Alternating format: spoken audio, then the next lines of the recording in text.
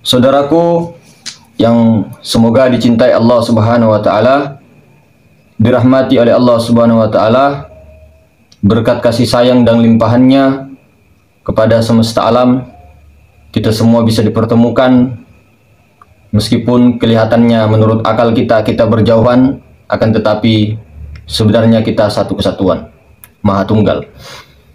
Saudaraku yang dirahmati Allah Subhanahu wa taala, ketahuilah tujuan sebenarnya Tuhan menciptakan daripada kitab Taurat, Zabur, Injil, Al-Quran, suhuf dan semuanya itu intinya satu, untuk mengenalnya, untuk makrifat, untuk mengenal dia, mengenal akan dirinya. Karena semua kunci dari semua itu ada di titik huruf itu tadi. Itu maksudnya rahasia titik itu untuk memperkenalkan akan dirinya, bahwa semua itu Maha Tunggal, Sang Maha Tunggal. Contohnya begini, sebenarnya di dalam sholat kita itu sudah diberi isyarat yang sangat besar sekali. Ketika kita mengangkat tangan kita, ya, kemudian berkata Allahu Akbar, Allah Maha Besar. Hamba kira yang lemah ini bagi orang-orang yang telah sampai itu pasti kenal Allahu Akbar, mengetahui Allah Maha Besar. Kalau Maha Besar, kenapa masih ada dualisme di situ? Kenapa kamu masih merasa fokus? Kenapa kamu masih merasa sholat? Kenapa kamu masih merasa berpikir kemana-mana?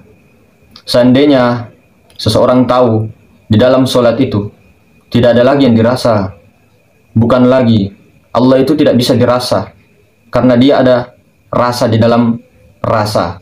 Rasa di dalam rasa ada lagi rasa di dalam rasa yang tiada berasa. Allah tidak bisa dirasa-rasa, saudara. Ketika sholat itu betul-betul harus mi'raj. Mi'rajnya kemana? Ya ke alam ahadiyah. Bukan tubuh kita lagi yang naik ke sana. Orang kita di sini-sini aja. Bukan hati kita yang fokus melihat daripada gerakan. Berarti masih ada dualisme, tigalisme bahkan. Bukan nyawa kita yang ke sana, tidak akan bisa di alam ahadiyah. Bukan sir kita juga, sir juga telah lenyap di alam ahadiyah. Jadi ketika sampai di alam ahadiyah, itulah sautin wala harfun. Sebenarnya tidak ada lagi ilmu, tidak ada lagi suara, tidak ada lagi huruf di sana. Di sana di mana yang dimaksud? Kesadaran kita ini loh. Jangan kemana-mana. Tidak ada lagi di sana. Tidak ada lagi yang dikatakan Tuhan, tidak ada lagi yang dikatakan hamba, tidak ada lagi yang dikatakan agama. Ini bagi orang yang sampai ahadiyah. Tidak ada lagi ini, tidak ada lagi itu, tidak ada lagi. Tidak ada yang bisa dikemukakan. Kalau kita masih merasa terkesima, oh ternyata, berarti masih ada dualisme tanpa kita sadari. Begitu. Kuncinya sebenarnya di sini. Ada di kalimat tauhid. La ilaha illallah itu. Kita jabarkan sedikit dari alam ahadiyah. La. La itu artinya apa? Dari alam ketiadaan. Tiada bukan berarti tiada. Tidak pernah tidak ada. Selalu ada. Yang maha awal. Dari alam ketiadaan itu, alam yang maha suci itu. Kemudian ilaha. Menghembuskan daripada nur ilahinya, sirnya. Itu Ahmad. Hembusan. Bukan dicipta. Hembusannya. Dia bertajalli di sana. Di hembusan sir Ahmad. Di Ruhul Akbar. Kemudian sir-sir tadi, sir Ahmad itu berpecah menjadi Nur Muhammad. Yang satunya berpecah dengan ruh-ruh para nabi. Nur Muhammad ini dijadikan dengan kunnya sir. Kunnya Nur Ilahi. Kemudian ilaha illah. Jadi tidak ada Tuhan. Ya. Tuhan tadi yang di alam Nur Ilahi itu tadi. Nur Ahmad, sir Ahmad. Ilaha illah. Kecuali Allah, alif lam lam ha. Allah ini api, angin, air, tanah, tajalli asma'nya. Pada insan menjadi tubuh, hati, nyawa, rahasia Allah. Jadi dia dari alam ketiadaan ya bertajalli terus sampai martabat 7, insanul kamil, sempurna ke Allah itu, tajalli asma'nya ada pada insan, ya batinnya pada insan. Itu alif lam lam ha itu hingga menjadi ada. Dari alam ketiadaan menjadi ada. Lantas bagaimana caranya pulang?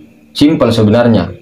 Kalau akal-akalan, dari alam ketiadaan menjadi ada, kembali tiada.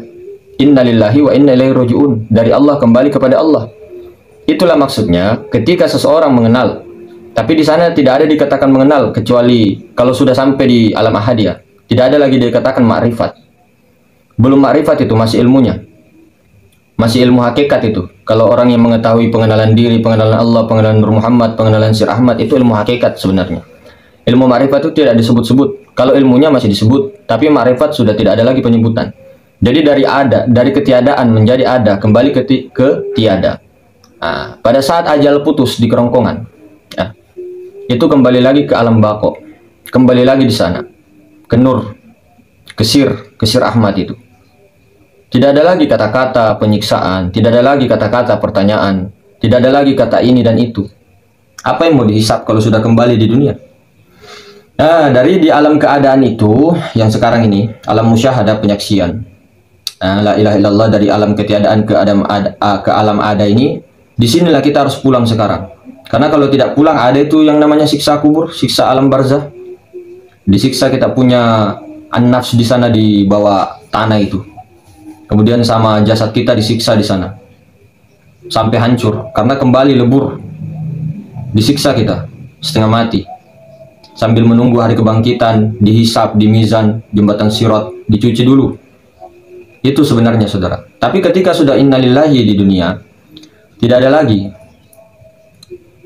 surga yang pikiran ente, pikiran antum, pikiran ana, pikiran huwa, dia, siapapun pikirannya mengatakan ada bidadari dan surga ini. Itu buat orang-orang yang sudah dicuci. Maksudnya sudah melewati kubur di bawah ini, pertanyaan itu, yaumul hisab, mizan itu untuk itu. Tapi kalau surganya orang-orang yang ma'rifatullah, itulah di dunia itu surga dunia itu ya ma'rifat itu. Karena dia telah kembali. Dia sudah ke surga. Dia telah mengenal siapa yang sungguhnya, dirinya. Diri sesungguhnya siapa? Al-Haq. Bukan kita. Kita tidak pernah ada, saudara. Apa yang mengatakan ada? Akal. Akal ini yang kesadarannya Adam. Tapi kalau akal ini, akalnya sehat.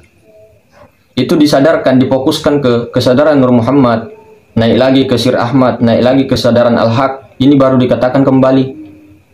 Akan tetapi, bagi saudara-saudaraku, yang belum mempunyai torikoh ataupun talqin di baiat, itu jangan dulu mengamalkan zikir banyak-banyak, apalagi langsung ke Allah niatnya.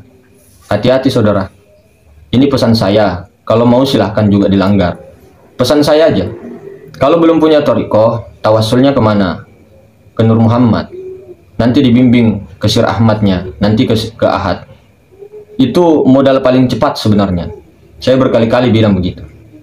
Nah, kemudian setelah di alam ahadiyah, itu kan di situ di antara beberapa pilihan sih. Bukan kita yang memilih. Ketika kita sampai sana, putus semua, tidak ada suara, tidak ada huruf. Di situ terserah Allah mau matikan kita ya, secara jasmani, rohani, dicabut mau tidak terserah Allah. Kalaupun kita dikembalikan, kadang ya biasanya manjuzub. Ada juga biasanya mengemban tugas amanah sebagai utusan, sebagai khalifah, dan dilantik oleh Al-Khadir. Al-Khadir itu Sir Ahmad. Cuma nama-nama aja yang berbeda. Bertajalli Sir Ahmad itu, mampu maling rupa, berubah-ubah wajah itu Khadir itu. Itulah Khadir sesungguhnya, saudara. Nah, kemudian setelah dapat tugas, apa yang dia lakukan? Muhammadar Rasulullah. Jadilah hamba. Bukan berarti kamu yang jadi, enggak. Allah sendiri yang menjadi hamba di situ. Dia sendiri, karena Muhammad itu adalah kenyataan wujud dirinya. Muhammad Rasulullah. Bagaimana caranya? Ada GPS kita, uswatun hasanah kita, Nabiullah Muhammad SAW. Kenyataan Allah sempurna yang pernah lahir di Mekah Madinah itu. Itulah sebenarnya. Jadi Islam ini tidak hanya tubuh saja disolatkan, tidak. Hati-hati.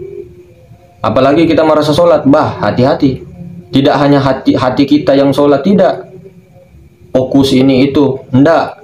Tidak juga nyawa kita, imamnya imam Rasul itu yang sholat. Belum mi'raj sempurna itu, belum. Bukan juga sir.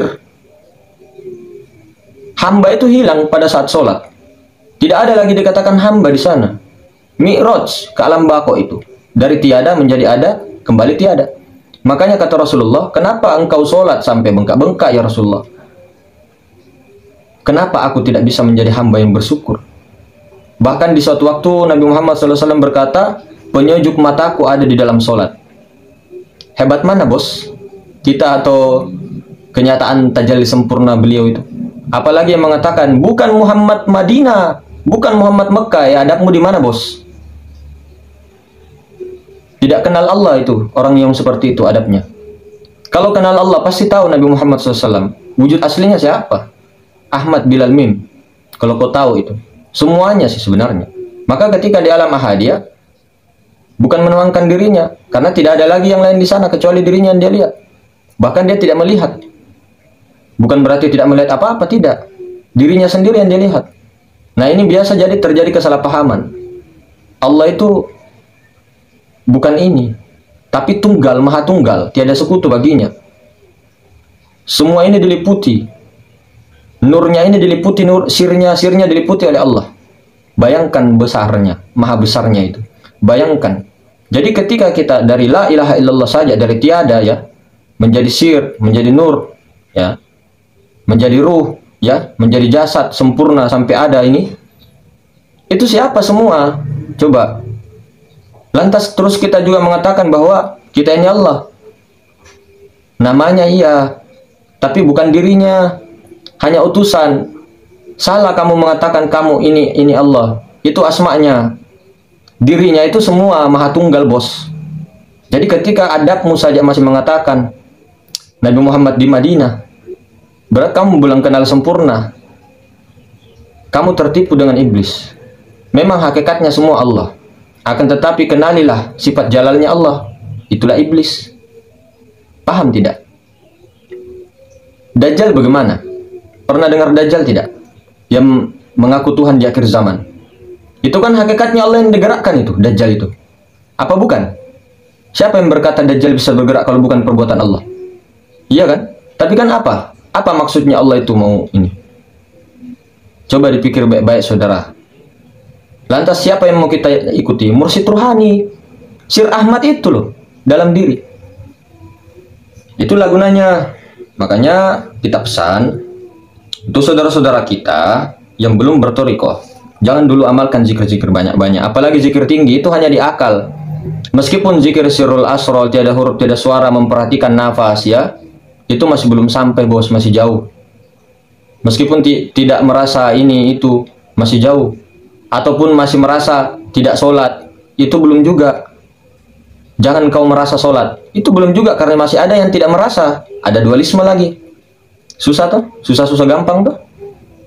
Maka jangan terlalu tinggi-tinggi zikirnya. Zikir apapun sebenarnya intinya ada di Allahu itu, Allah. Tidak perlu zikir-zikir tinggi. Kenapa? Kalau mereka wali-wali, para wali membuat kitab zikir nafas, zikir ini, itu karena mereka sudah sampai. Lah orang-orang awam yang mendengar misal di YouTube, di kitab, terus baca, amalkan sendiri, takutnya halusinasi itu loh. Halusinasi yang dibuat alam bawah sadar yang memang kehendak Allah juga untuk menguji juga. Kenal enggak? Kenal enggak? Ya toh? Allah menciptakan Dajjal, ya toh? Allah bertajalli kepada Dajjal, sifat jalalnya ya. Untuk apa? Untuk mengenal siapa sebenarnya Dajjal. Ya dia juga, cuman jangan ikut, karena Allah tidak meridhoi itu. Paham tidak ini? Hati-hati saudara. Kenali itu sifat jalal, sifat jamal, sifat kamal, ya? Semuanya. Jangan asal ngomong semua hakikat adalah Allah. Betul sekali. Hati-hati kalau masih merasa bahwa la mawjud illallah, tidak ada yang wujud kecuali Allah, berarti yang tidak merasa itu siapa? Jadi masih ada dualisme. Jadi otak lagi yang main. Ini yang kita mau jelaskan sebenarnya. Jadi tetap hati-hati. Jangan dulu ini melangkah langsung ke Allah. Jangan. Ke diri dulu deh. Kalau punya guru syukur-syukur. Ke diri. Guru sejati itu diri sendiri sebenarnya.